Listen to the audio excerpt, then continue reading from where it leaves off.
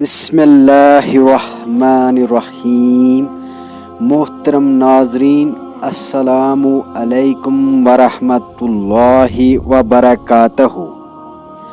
فرعون بنی اسرائیل سے اس قدر برا سلوک اس لیے کرتا تھا کہ بنی اسرائیل اپنی الہامی کتابوں کی روشنی میں آپس میں ابراہیم علیہ السلام کا یہ فرمان ذکر کرتے تھے کہ آپ کی اولاد میں سے ایک لڑکا پیدا ہوگا جس کے ہاتھوں مصر کی سلطنت تباہ ہو جائے گی۔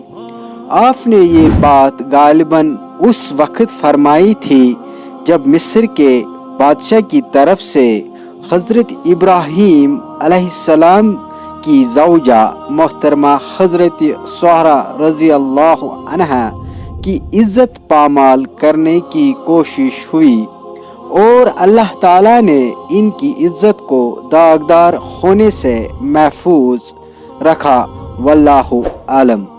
بنی اسرائیل میں یہ بشارت مشہور تھی، ان میں سے سن کر قبطی بھی اس کا ذکر کرتے تھے، حتیٰ کہ یہ خبر فرعون تک بھی پہنچ گئی۔ جب رات کے وقت بادشاہ کی محفل جمی ہوئی تھی تو کسی درباری نے اسے یہ بات بھی سنا دی۔ اس نے اس لڑکی کی پیدائش کے خوف سے بنی اسرائیل کے تمام لڑکوں کو قتل کا حکم جاری کر دیا، لیکن تقدیر کے آگے تدبیر نہیں چلتی۔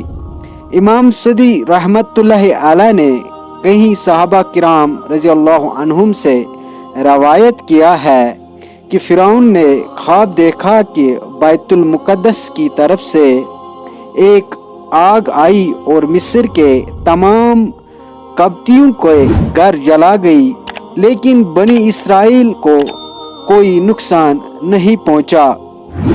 جب وہ بیدار ہوا تو اس نے خواب سے خوف زدہ تھا۔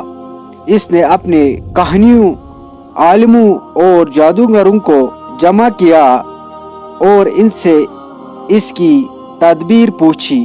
انہوں نے کہا یہ لڑکا انہی میں پیدا ہوگا اور اس کے ہاتھوں اہل مصر تباہ ہو جائیں گے، اس لیے اس نے بنی اسرائیل کے لڑکوں کو قتل کرنے کا حکم جاری کیا اور لڑکیوں کو زندہ چھوڑنے کا حکم جاری کر دیا۔